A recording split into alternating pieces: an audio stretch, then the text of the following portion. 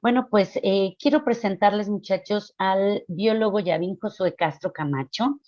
Él es profesor de asignatura B de la carrera de biología en la FES Iztacala de la UNAM. Él imparte el curso de biología de desarrollo animal en el quinto semestre desde agosto del 2017 a la fecha y trabaja y es colaborador en proyectos de investigación del Laboratorio de Biología de la Reproducción en la Unidad de Morfología, función de la misma Facultad de Estudios Superiores Iztacala. Es miembro de la Sociedad Herpetológica Mexicana y miembro de la Asociación Mexicana de Técnicos en Patobiología. Él estudió en la Facultad de Estudios Superiores Iztacala en la generación 2020-2022. Está estudiando la maestría en Ciencias Biológicas en el área de Biología Experimental en el cuarto semestre, ya está a punto de terminar, con su proyecto de tesis Efecto de la temperatura ambiental sobre el radio sexual de una población del eslizón vivíparo de alta montaña, Plestiodon copei, y estudió su licenciatura ahí mismo, en esta facultad, con mención honorífica, y también es egresado de la Escuela Nacional Preparatoria número 3. Ha participado en congresos internacionales y nacionales, el último de ellos en agosto de este año en el Congreso Argentino de Herpetología en Córdoba, y también en la semana de difusión del Colegio de Ciencias de Bachilleres, y en el encuentro virtual de herpetología en la Ciudad de México, así como en el Congreso Mexicano y Congreso Iberoamericano de Histología en Morelia, Michoacán.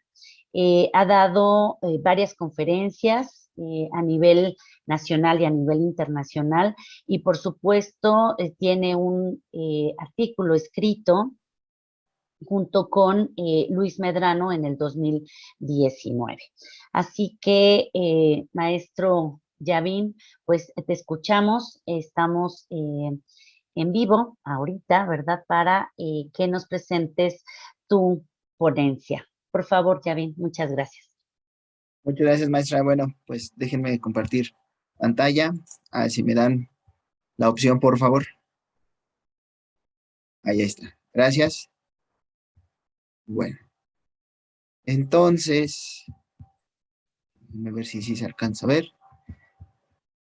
¿Sí se ve? Sí. Sí. Sí. Ok. Gracias, permítame tantito. Ok, está. Listo. Muchas gracias. Pues bueno, chicos, ahora sí que un gusto poder estar de nuevo, aunque sea virtualmente, en la prepa, ¿no?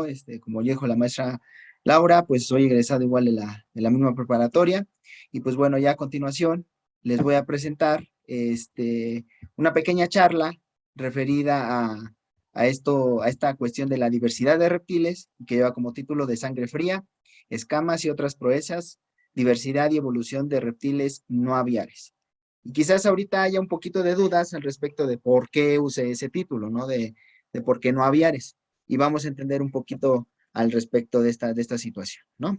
Y pues bueno, a mí siempre me gusta empezar parte de estas charlas, pues citando a uno de los grandes mentores en la biología, como es Charles Darwin, ¿no? Y hay una frase que a mí, y una de las tantas citas que viene precisamente en su libro del origen de las especies, que dice de esta manera, ¿no? Hay grandeza en esta concepción de que la vida, con sus diferentes facultades, fue originariamente alentada por el Creador en unas cuantas formas o en una sola, y que, mientras este planeta ha ido girando según la constante ley de la gravitación, se han desarrollado y se están desarrollando a partir de un comienzo tan sencillo, infinidad de formas, infinidad de formas cada vez más bellas y maravillosas, ¿no? Y dentro de estas, pues yo en lo particular considero que quien tiene una amplia gama de estrategias y que, pues a final de cuentas, han perdurado a lo largo de todos estos millones de años de evolución en el planeta Tierra, pues son los reptiles, ¿no? De esto, pues vamos a entender el por qué surgen y cómo van contextualizando a lo largo de este proceso, ¿no? Y bueno, para empezar, regularmente siempre nos tienen muy reflejado que estos organismos, los reptiles, pues son quizás de hábitos un poco extrovertidos, un poco, digamos, igual asociados con cuestiones, pues no sé, de temor, ¿no? De alerta o inclusive venenosos. Pero he de decirles que de estos organismos son muy pocos los que presentan esta característica de, pues, inocular veneno, ¿no? Realmente son muy pocos y vamos a ver ahorita de estos organismos cuáles son los que han innovado en esa estrategia. Y pues bueno, de esto pues obviamente se ha auxiliado muchas películas, ¿no? Dentro igual series animadas, pues referidas a estos organismos, ¿no? Y algunos los pintan un poco, pues digamos, cariñosos, ¿no? Hasta cierto punto que no causan algún daño. Y ya que está de moda igual esto del multiverso, ¿no? Pues asociado con Spider-Man, pues está igual el Dr. Curtis Connors, ¿no? Este lagarto, ¿no? A fin de cuentas, el villano de Spider-Man, pero pues he de mencionarles que igual estos reptiles, estos organismos, pues tienen mucha relevancia en muchas culturas a lo largo de este planeta, ¿no? Como es el caso aquí de México, pues tenemos igual la representación de Quetzalcóatl, ¿no? O sea, que es la famosa serpiente emplumada y que pues vamos a entender que parte de esta representación que tendían esas culturas precolombinas, al tratar de esquematizar o de dibujar en sus murales, ¿no? A estas serpientes emplumadas, pues sí tienen una razón. Y pues realmente el decir plumas, pues muchas veces lo asociamos con aves, ¿no? Pero realmente esta, digamos, innovación surge en este grupo, en el caso de los reptiles, ¿no? Y bueno, de manera general, un reptil siempre va a ser un organismo, como podemos ver aquí, ¿no? Algo alargado y que tiene de peculiar que está cubierto principalmente por todo su cuerpo por escamas, ¿no? Y también otra característica es que carecen de glándulas epidérmicas. Glándulas, entiéndase por, digamos, glándulas sebáceas o glándulas sudoríparas, ¿no? Es decir, estos organismos no tienen la capacidad de sudar, ¿no? Contrario, por ejemplo, en el caso de los mamíferos. Y resulta también que regularmente tienen el desarrollo de dos pares de extremidades, es decir, miembros anteriores y miembros posteriores, ¿no? Y dentro de estos miembros, particularmente siempre desarrollan 5 dígitos que terminan en garras. Y pongo entre digamos, asterisco porque no es una característica que sea general o que sea global para estos grupos. ¿Por qué? Bueno, este es el esquema de un reptil, ¿no? Así lo podemos ver, de una lagartija, pero pues hay organismos, como es el caso de estas, ¿cómo le llaman? Lagartijas topo, que tienen nada más el desarrollo de 2 miembros anteriores, carecen de los posteriores. También hay otros organismos, como es el caso de las serpientes, pues que no tienen extremidades, ¿no? Son ápodos. Y resulta que estos organismos vestigialmente preservan estas estructuras que se conocen como espolones y están en la zona cloacal, es decir, así en la zona ventral, casi llegando al término de la cola, es donde presentan estos espolones y funcionan como tipo arnés durante la época reproductiva, ¿no? Y bueno, también algo curioso que característico es que estos organismos ya presentan como tal un esqueleto osificado, ¿no? Pero lo peculiar también de este esqueleto osificado es que en la parte posterior del cráneo presentan ya una estructura que se conoce como el cóndilo occipital. Esa estructura le va a brindar al organismo la capacidad de movimiento, ¿no? Dentro de su cuello va a poder hacer movimientos superiores e inferiores y hacia la izquierda y hacia la derecha. Cosa que no hacen sus organismos, los organismos antecesores, ¿no? Sus predecesores, como es el caso de los anfibios, ¿no? También desarrollan ya esta estrategia que se conoce como respiración pulmonar. Sin embargo, no es, digamos, la única que presentan estos organismos. ¿Por qué? Porque hay unas especies de tortugas, particularmente tortugas marinas, que desarrollan un tipo de respiración cloacal, es decir, respiran, coloquialmente como dicen, por la cola. Y esto lo hacen precisamente por tener una mayor captación de oxígeno al momento de introducirse a una gran profundidad, ¿no? En el mar. Otra característica igual es que estos organismos presentan un corazón tricavitario. ¿Qué quiere decir? Pues bueno, que presentan solamente dos aurículas y un ventrículo, y que a partir de estas cámaras se van a auxiliar para poder bombear toda la sangre a lo largo de su cuerpo, desde la cabeza hasta las extremidades. Sin embargo, hay otros organismos que presentan un corazón tetracavitario, como es el caso de los cocodrilos. Y resulta que, pues como tal, no sería una característica exclusiva el que tenga un corazón tricavitario, ¿no? Y ahorita lo vamos a ver.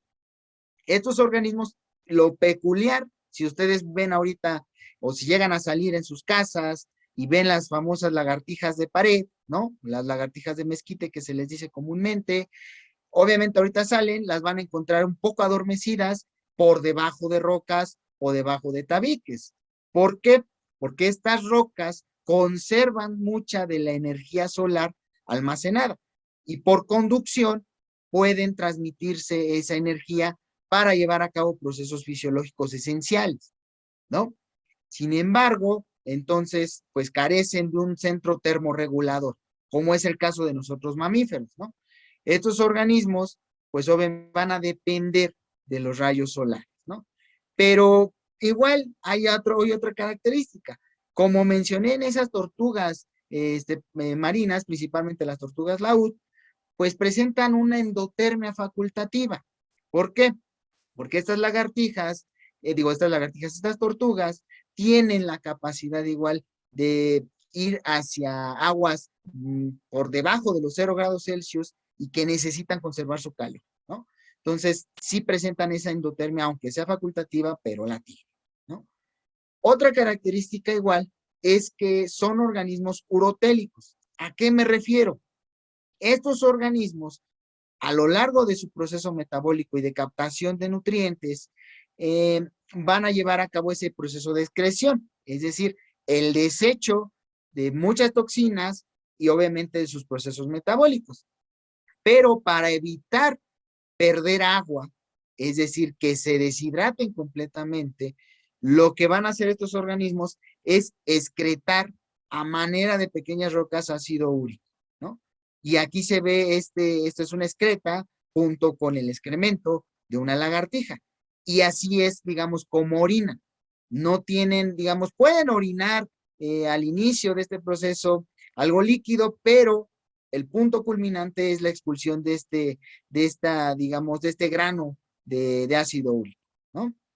Otra característica y que fue el parteaguas de los organismos a lo largo de la evolución fue que presentan una inseminación interna. ¿Qué quiere decir?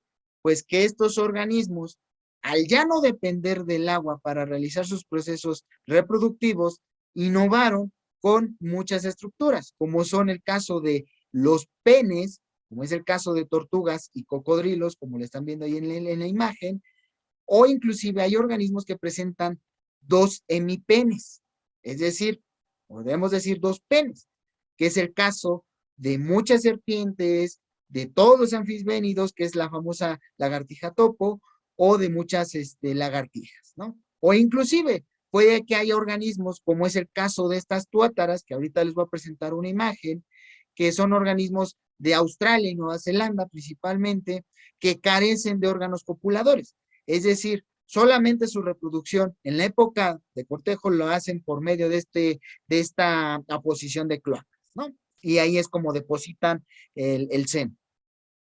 También presentan estos organismos ya un desarrollo directo. ¿Por qué? Al ya no depender de agua, sus embriones ya no pasan por etapa larval, es decir, ya tienen un desarrollo directo, ya sea que eclosionen o que nazcan de la madre, tienen la capacidad de pasar así como un adulto en miniatura, pequeñito, pero ya tienen todas las características como si fuera de un adulto mayor, ¿no? Y es decir, estos organismos precisamente desarrollan o tienen esta estrategia reproductiva de viviparidad, es decir, que dan crías completamente vivas y libres de cubiertas ovulares, es decir, de esos anexos embrionarios que van a poder brindarle como esa protección al interior de la mamá y que nosotros como mamíferos también las desarrollamos. Pero estos organismos fueron, digamos, los primeros en innovar esa estrategia. Y también hay organismos ovíparos, es decir, que eclosionan de un huevo. Así como muchas aves, pues también lo desarrollan estos tipos de organismos.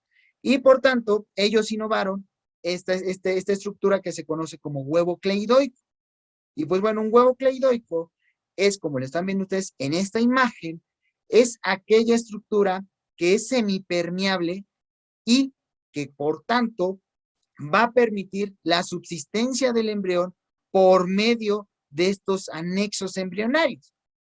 Estos anexos embrionarios pues son el saco vitelino, son el alantoides, que es donde van parte de esos desechos nitrogenados, el amnios, que va a recubrir completamente al embrión, y el corion, que es el que se va a sostener por debajo del huevo de estos organismos, ¿no? Y pues bueno, estos organismos, podríamos decir, esta imagen sería la representativa de estos reptiles, tanto aviares como no aviares. ¿Por qué? Ya te lo vamos a ver. En este primer panel, pues vemos a un caimán, ¿no? Creo que es lo característico, todos podemos conocerlos o los hemos visto en muchos documentales.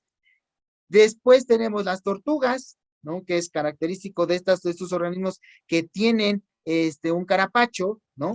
Es decir, fusionan parte de esas costillas y parte de esas vértebras para esa estructura de resguardo, pero también estos organismos, las tortugas, carecen de dientes, pero presentan un pico similar a la de muchas aves, y ese pico se conoce como ranfoteca, ¿no?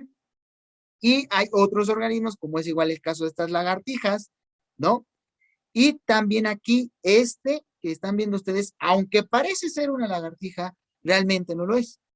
Estos organismos son las famosas tuátaras, que son las que les comenté que viven allá en Australia y Nueva Zelanda, pero que lo curioso de ellos es que, digamos, vamos a ver en una de las ramas evolutivas de estos organismos que preservan muchas características de dinosaurios y en algunos otros, algunas asociadas con lagartijas modernas, ¿no? Pero vamos a ver en eso en qué consisten a continuación, ¿no? Y bueno, Carlos Linneo, que a lo mejor ustedes lo conocen, fue este naturalista que llevó a cabo todos estos, digamos, procesos de clasificación de muchas especies, ¿no? Él, junto con otros naturalistas del siglo XVIII, siglo XVII, siglo XVIII aproximadamente, tendían a clasificar tanto plantas, minerales y animales, ¿no? Y los reptiles, por lo tanto, no fue su excepción. Parte de ellos, pues, los decidió clasificar en un solo grupo, ¿no? O se conocía como un grupo natural. ¿Por qué? Bueno, englobaba esta clasificación un sistema bimodal. Es decir, Carlos Linneo agrupó a estos organismos por un género y una especie. Podríamos decir coloquialmente como un nombre y un apellido, ¿no? Y bueno, esto se llevó aproximadamente en el 1768. Pero resulta que pues ya fue avanzando la ciencia y como tal, como ustedes pueden ver, y dadas las características que no son comunes para todos estos tipos de organismos, ¿no? Pues no podríamos decir que fuera un grupo natural. Podríamos decir que los reptiles, como tal, es un grupo artificial, porque tienen ciertas características que no son comunes para todos, ¿no? Y por tanto no son compartidos para todo el grupo. Hay sus excepciones, ¿no? Y por lo tanto, avanzando la ciencia y con algunas técnicas de clasificación y algunas igual de análisis moleculares, han permitido agrupar, ahora sí, correctamente estos reptiles en tres linajes parafiléticos. ¿Qué quiere decir parafilético? Pues que, bueno, el origen y ancestría de cada uno de ellos son independientes, Son independientes para tortugas, son independientes para cocodrilos y son independientes tanto para tuátaras como para lagartijas. Sin embargo, engloban un ancestro en común. Pero ese ancestro en común, vamos a ver hasta hace cuántos millones de años se remonta. Pero para los reptiles, digamos, actuales, esta sería la clasificación. Tenemos a los testudines o quelonios, que son las tortugas.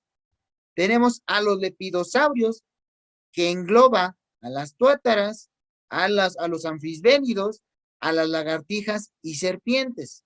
Particularmente las serpientes son un grupo, digamos, más innovador en muchas estrategias, ¿no? Y finalmente tenemos a los arcosaurios.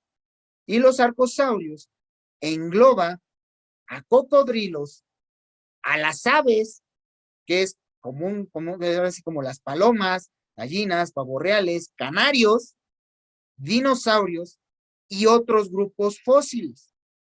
Y estos organismos, obviamente, esta es la característica. Por eso, digamos, la charla, ¿no? Del por qué empecé a hablar de reptiles no aviares. Particularmente me voy a centrar más en lagartijas y en serpientes. Sin embargo, existen reptiles como tal aviares, que son cocodrilos y que son serpientes, y que actualmente ya hay evidencias de que, por ejemplo, los velociraptors o los tiranosaurios rex, que son los más famosos que nos pintan Hollywood en sus películas, ¿no? Ya tenían plumas y ya tenían esa capacidad, inclusive de termorregular ellos internamente, es decir, ser endotermos facultativos, ¿no?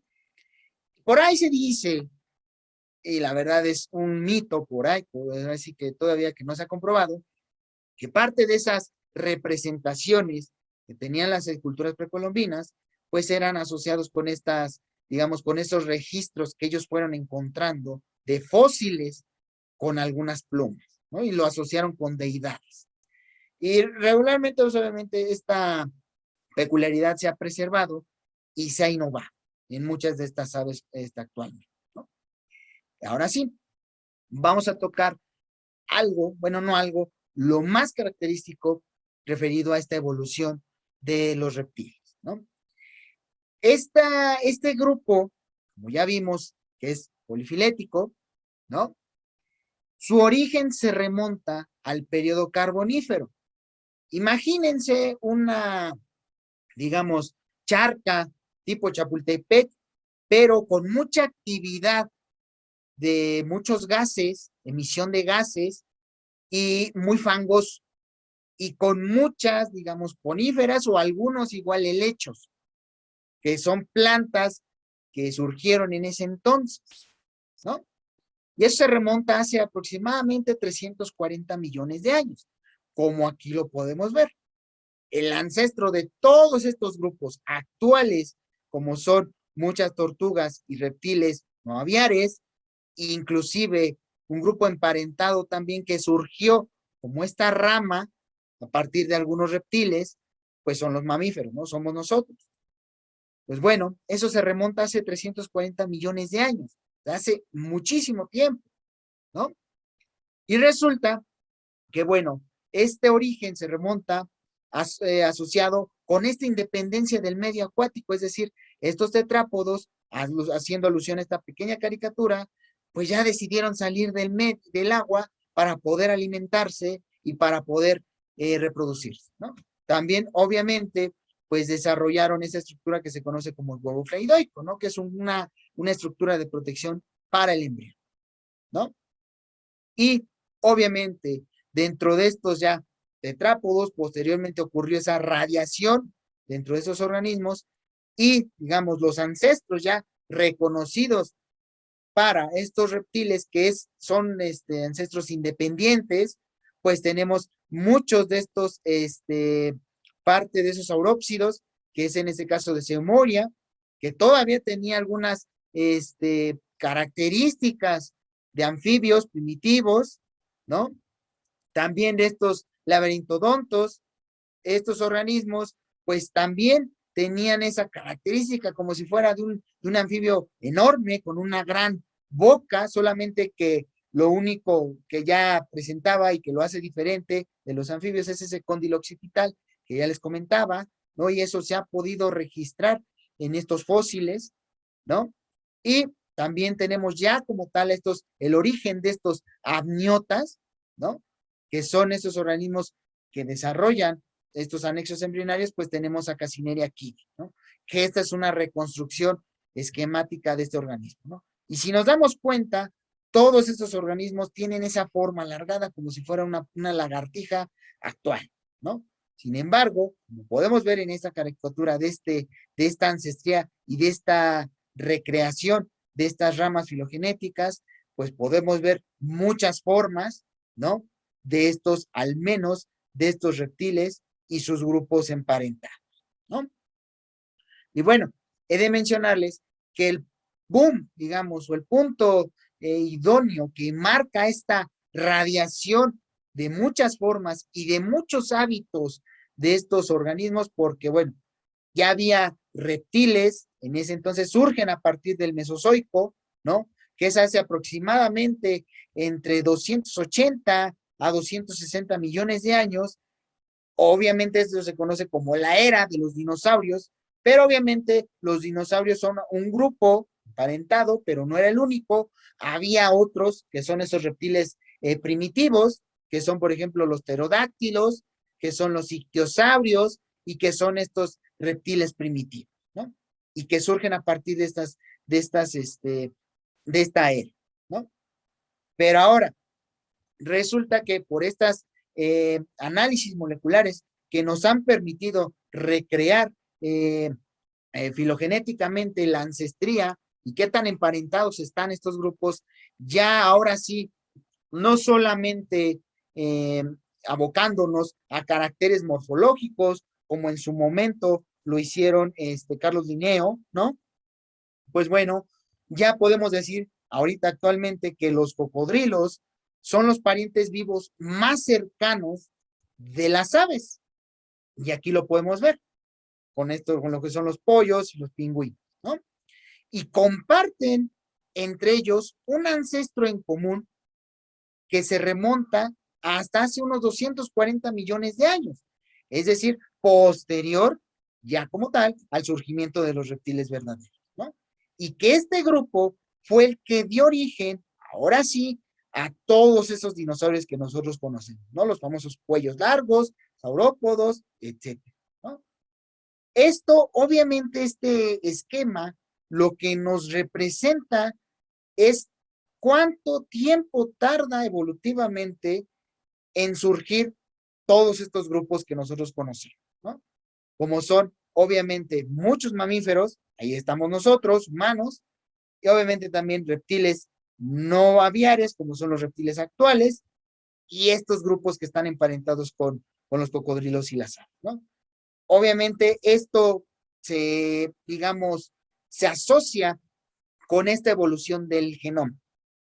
Esto del genoma, pues obviamente son parte de estas, digamos, eslabones que va a ser característico y diferente, único y diferente a un cocodrilo, de un gavial, de una águila, de una lagartija, etcétera, etcétera.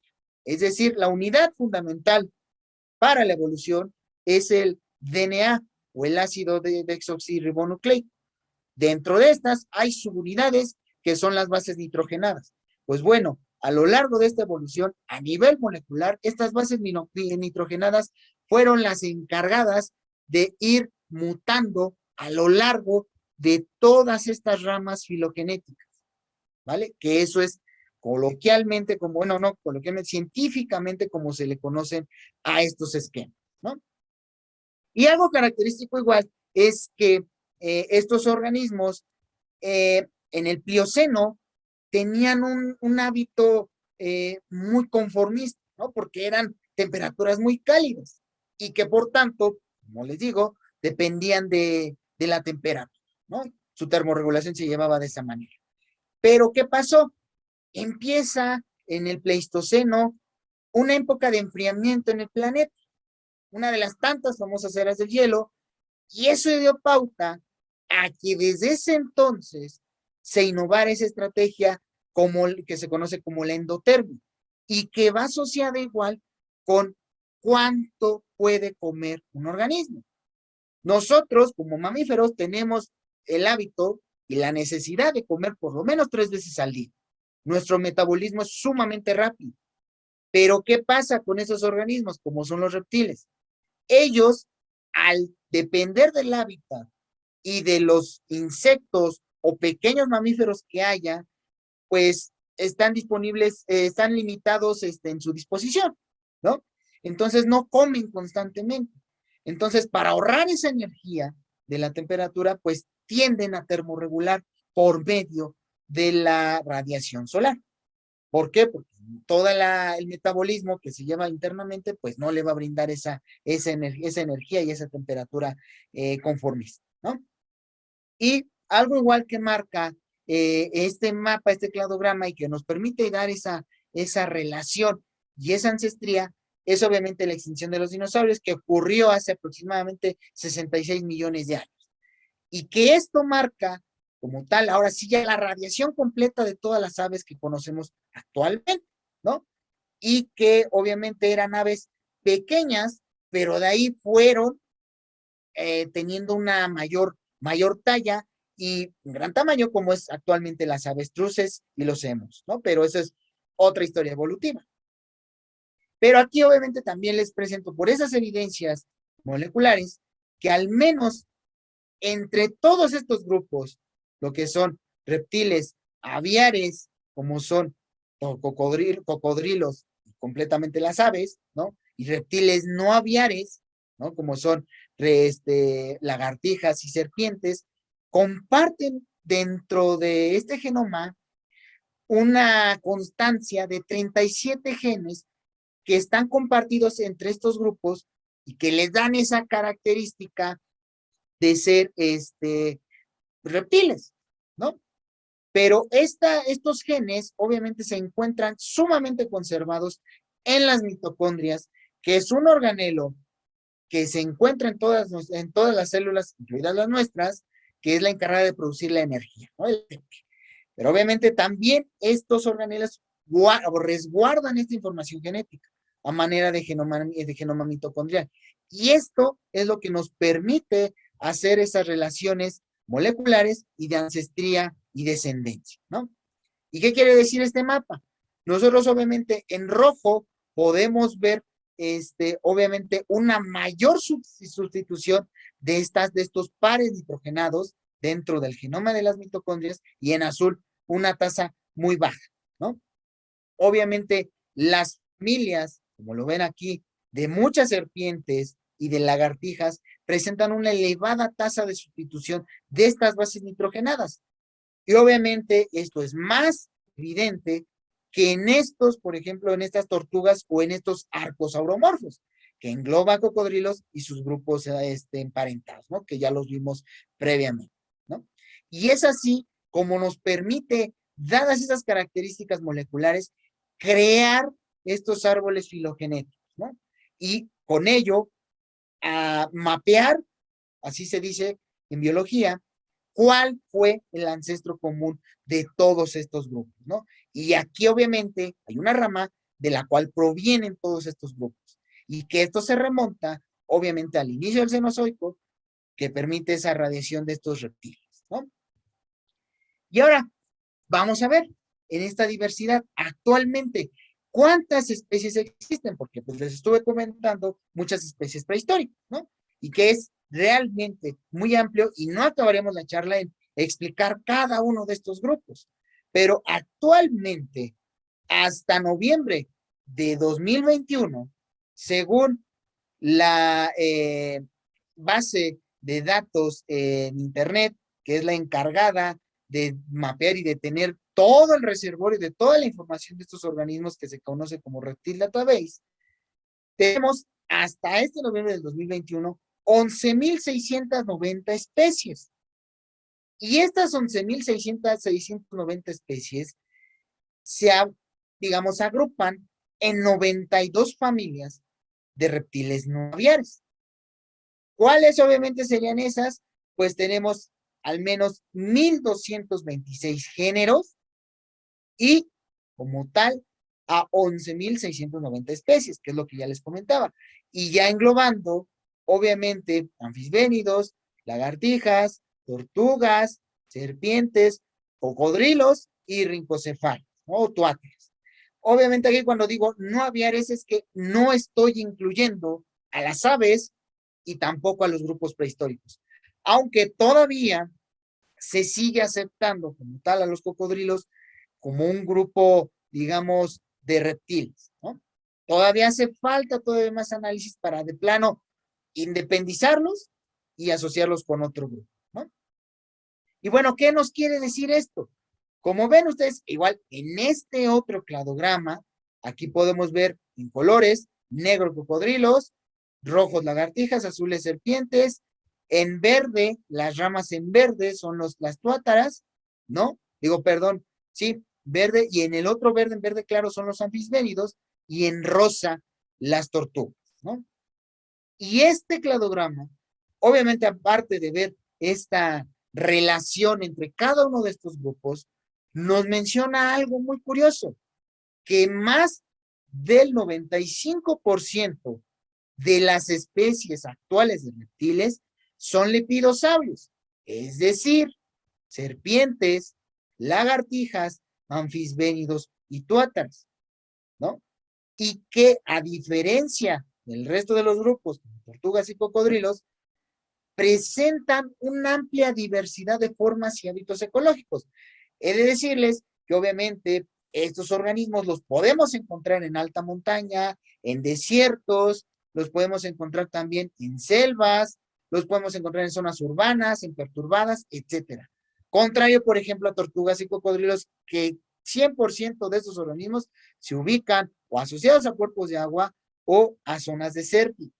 Nunca vamos a encontrar a un cocodrilo en una zona templada. Eso téngalo por seguro, ¿no?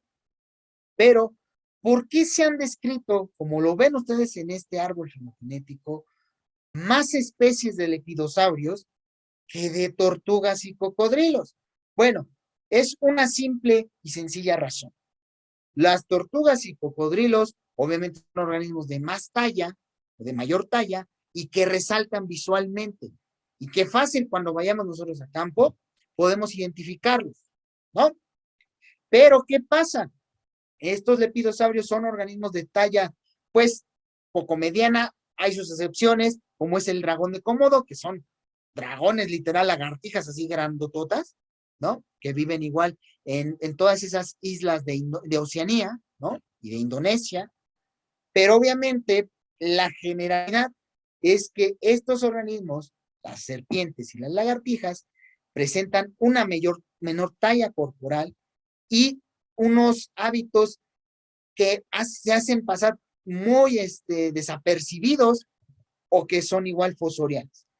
Y que actualmente por estas investigaciones y exploraciones en muchos de los bosques y selvas se han permitido identificar muchos de esos organismos, ¿no? Y esto ya nos habla de esta relación molecular, ¿no? Obviamente ya no nos enfocamos a cosas morfológicas, sino hacemos ya un análisis molecular, ¿no?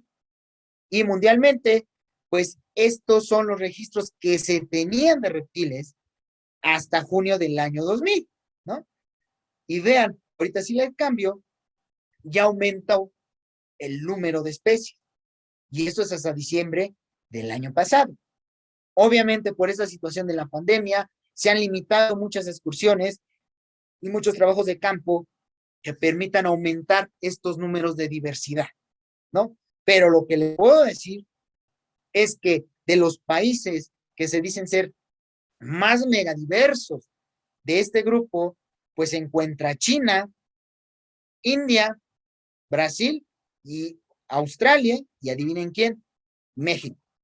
Obviamente también México se encuentra dentro de estos países megadiversos para este grupo, ¿no? Y resulta que vean, si nosotros haciendo alusión de nuestras clases de geografía, ¿no? Y recordando lo que es el trópico de Cáncer y el trópico de Capricornio, resulta ser que esta diversidad de organismos aumenta conforme uno se vaya desplazando hacia los trópicos, del Ecuador hacia los trópicos. Y es lógico. Bajo estos trópicos se ubican principalmente los principales pulmones, ¿no?, del planeta Tierra, como son el Amazonas, la selva del Congo y toda la zona selvática de las islas de Indonesia, ¿no? Y hacia arriba, obviamente, también toda la zona selvática de Centroamérica y México, toda la parte igual de India y de China, ¿no? Todos esos bosques mesófilos, ¿no? Y resulta también que esos organismos, pues no se van a limitar exclusivamente a zonas tropicales, también habitan en zonas templadas, con la excepción de la Antártida, ¿no? Que ahí no las vamos a encontrar jamás, ¿no? Y bueno, en México, pues se distribuyen de todas esas especies y de toda esa diversidad de reptiles que les comenté hasta diciembre de 2020. Bueno, estos datos todavía faltan actualizarse por otro artículo que va a sacar este doctor Oscar Flores Villela, yo espero dentro de poco lo saque, ¿no? Se distribuyen en México cerca del 44.9% de las familias de reptiles que se encuentran en el mundo, ¿no? Y se encuentran distribuidos de esta manera, ¿no? Hasta 2014 tenemos en México descritas 864 especies de reptiles, ¿no? 417 son de lagartijas, 393 son serpientes, 3 son anfisbénidos, 48 tortugas y 3 cocodrilos. Y esto tiene el mismo comportamiento a nivel mundial con un análisis molecular que les comenté previamente, ¿no? De estos, de las lagartijas hasta cocodrilos, se agrupan en 40 familias y en 159 géneros. Particularmente las familias en México de lepidosaurios, que son, digamos, de amplia distribución en nuestro país, tenemos a las lagartijas de la familia Phrynosomatideo, que son las famosas lagartijas espinosas, que yo espero, si no, busquen igual, así como el lagarto cornudo, que es un frinosoma, bueno, ese es de aquí de México, y también la familia colúbride. De esta colúbride, pues son particularmente las culebrillas, ¿no? De agua que les menciono, ¿no? Y obviamente para la riqueza específica y el endemismo en México, tenemos las siguientes familias que son endémicas para nuestro país. La familia Anguide, con un porcentaje de cerca del 88%, que aquí lo ven. La familia Cenosauride, que tiene alrededor de un 87%. La familia Philodactylidae, que son parte de esos geckos o las famosas besuconas que les dicen en las zonas tropicales, con un porcentaje de entre 81.25%, y los antúcidos, ¿no? Que son esas famosas lagartijas de roca, que pues tienen un endemismo del 80.7%. Esto en nuestro país. Y esto obviamente hablando de lagartijas. Pero si nos vamos igual a niveles serpientes, que son los lepidosaurios igual más diversos que tiene nuestro país y que curiosamente también es el centro de origen de estas especies, particularmente de muchas serpientes de cascabel, pero pues igual esas serpientes son venenosas, sí desarrollan la presencia de estas glándulas de veneno asociadas aquí hacia a los lados, a los costados de la cabeza, del cráneo, ¿no? Y tenemos igual estas natrícides, que son parte de otras culebras, y esta otra familia, que son las Dipsacidae. Estas serpientes son las famosas coralillos, ¿no? De estas, obviamente, son las venenosas. He de mencionarles que de esto, pues obviamente, son algunos organismos, pues que de estas lagartijas que no son venenosas, ¿no? Y pues bueno, los estados que presentan mayor diversidad de reptiles, pues son Oaxaca, Chiapas y Veracruz. Igual espero no extenderme todavía, pero bueno, voy a comentarles algunas cosas, algunos tópicos que trabajamos en el laboratorio, pues para esta situación. Y dado que estos organismos son muy vulnerables al cambio climático, es decir, al aumento de la temperatura, pues debido a que el cambio de uso de suelo es inminente, pues está generando estos parches en los hábitats de estos organismos, que ya no hay una comunicación entre las poblaciones, sumado con la deficiencia en que podamos nosotros elegir los sitios adecuados para liberarlas, ¿no? Esto obviamente estas acciones aún no son suficientes para la preservación de hábitats y de muchas especies, por lo cual es necesario innovar y mantener en cautiverio a estos organismos. Aquí vemos unas especies, bueno, lo que les comenta la maestra Laura, esta es la especie que yo estudio, que es la lagartija de alta montaña, presión Copey, y pues aquí la estamos reproduciendo en cautiverio, ¿no? En el laboratorio. Obviamente son medidas de a corto plazo para que evitar que estas lagartijas se extingan. Posteriormente que se han reproducido, pues ya tenemos las crías y obviamente las liberamos en los bosques, ¿no? Para poder repoblar nuevamente, ¿no? Y surge esta frase de que es necesario tener más tiempo para actuar y menos tiempo para evaluar, ¿no? De estas, obviamente, nosotros hemos innovado y por algunas referencias igual en el laboratorio, muchas de estas técnicas de reproducción asistida, ¿no? Las cuales pues van a innovar para incrementar el rendimiento reproductor de estos organismos, ¿no? ¿Cuáles son las estrategias que hemos innovado en el laboratorio? Pues tenemos las cirugías, ¿no? Tenemos también el análisis hormonal, es decir, que no sea tan invasivo. También hacemos, digamos, este análisis y cirugía de embriones, ¿no?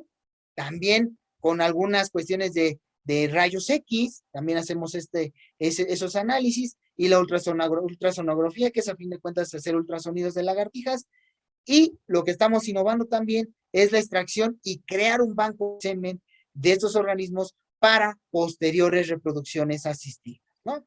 Obviamente Maestro Yavin, perdón por la interrupción. Sí. Estamos ya sobre el tiempo, maestro, son 8:40. Sí, ya ahorita ya nada más termino con esta parte de precisamente obtener estos masajes ventromediales para obtener a partir de la papila o presión de la papila genital, vemos aquí la obtención de semen, ¿no? Y este es el artículo que les comentó la profesora Laura, y pues obviamente tenemos esta batería de innovación de análisis seminal y obviamente la comparativa entre muchos de estos grupos a nivel de alta montaña, ¿no? Y bueno, no me queda más que agradecer al equipo colaborado, bueno, y comandado, perdón, dicho por el doctor Martín Martínez Torres y todos nosotros. Esta fue una de las exposiciones que tuvimos antes de la pandemia en un congreso a nivel internacional, ¿no? Y pues bueno, eso sería todo. Muchas gracias y disculpen la tardanza por un minutito. No te preocupes, Yavin, muchísimas gracias. Desafortunadamente no vamos a tener tiempo para las preguntas, puesto que los chicos tienen otras clases, pero si quiero, si me dieran la oportunidad de compartir, bueno, voy aquí a compartir la pantalla, solamente para, pues, agradecer al biólogo Yavin Castro Camacho la ponencia que nos presentó el día de hoy, de sangre fría, escamas y otras proezas, diversidad y evolución de reptiles no aliares. Maestro Yavin, pues muchísimas gracias por su exposición y seguramente habrá algunas más preguntas. Si los chicos quisieran dejarlos en el chat, nosotros después se las haríamos llegar y con mucho gusto yo se las hago llegar a ellos mismos sus respuestas. Muchísimas gracias y pues les deseo una excelente semana a todos. Gracias, Yavin. No, ¿de qué, maestra? Si gusta, les dejo igual mi contacto, por si es que tienen alguna pregunta, para que me la hagan llegar, ya se las compartí por el chat. Ok, muchas gracias. Muchas gracias, maestra.